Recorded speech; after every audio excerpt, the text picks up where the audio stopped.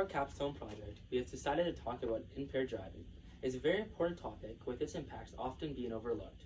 We are going to discuss what it is, the types of impaired driving, the types of consequences, and why it is important to know about.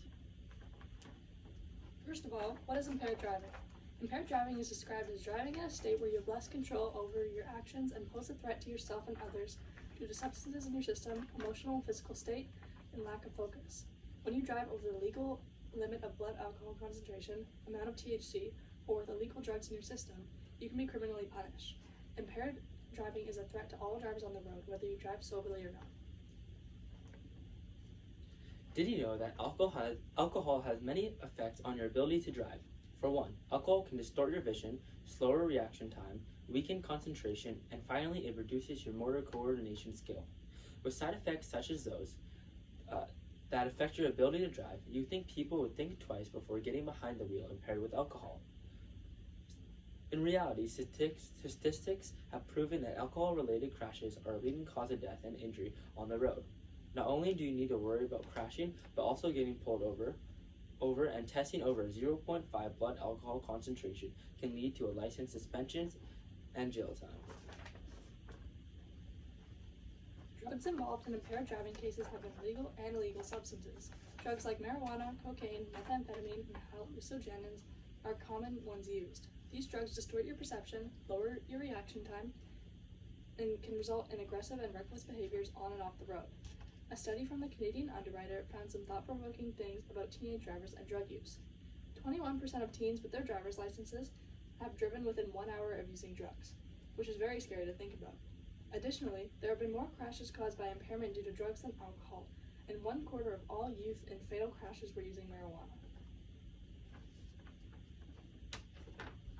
Prescribed medicines can have varying effects on driving, depending on the specific medication. Some medications can cause drowsiness, dizziness, blurred vision, or slower reaction times, which can impair your ability to drive safely. It is important to read labels and consult with your healthcare provider or pharmacist to understand the side effects of your medications. Even though it is a legal prescribed medication, crashes as a result of prescribed medication can be deemed as impaired driving, and you can face all the same legal issues. Did you know that impaired driving is the leading criminal cause of death in Canada? Clearly, impaired driving is a subject that not only teens, but experienced drivers should be educated on. It is important to understand why you always need a designated driver and how to keep others from driving impaired. Also, it is important to know your personal, but more importantly, legal limits when dealing with substances and the consequences that they may bring.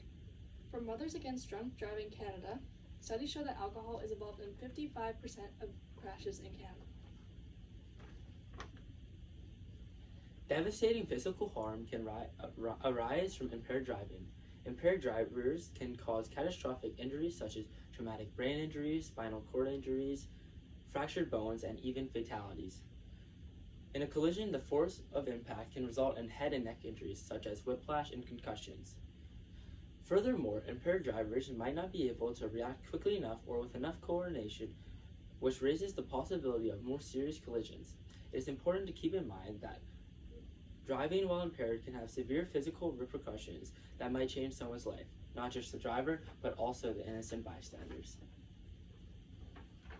The legal consequences for a first offense upon conviction can range from a $1,000 to $2,000 fine and include a 1-year driving suspension. A second offense can range from a 30 to 120-day jail sentence and includes a 5-year driving suspension. And a third offense can range from the fines and jail sentences listed to a forfeit of their vehicle and 10-year driving suspension. More intense conditions and consequences apply depending on the state of others involved, like injury and death. If you refuse a drug screening test, you will be automatically fined. Overall, the consequences are extremely severe and vary depending on the outcome of the situation. To find out more, visit the Province of Manitoba's Justice website on impaired driving. There might be serious psychological and emotional repercussions from impaired driving. It may result in remorse, humiliation, and feeling of guilt for hurting oneself or other people. Post-traumatic stress disorder, anxiety, and depression are outcomes for survivors of accidents brought on by impaired driving. Long-lasting emotional stress and guilt can have negative effects on an individual's general health and quality of life. It is critical to keep in mind that preventing these severe mental effects can be achieved by making safe decisions and abstaining from driving when intoxicated. In conclusion, many drivers suffer from a positive bias where they believe that nothing bad could happen to them because of the decisions they make. But clearly, this is a bad mentality and you can be affected by impaired driving whether you drive soberly or not. If you do not feel emotionally or physically well enough either, you should let someone else drive.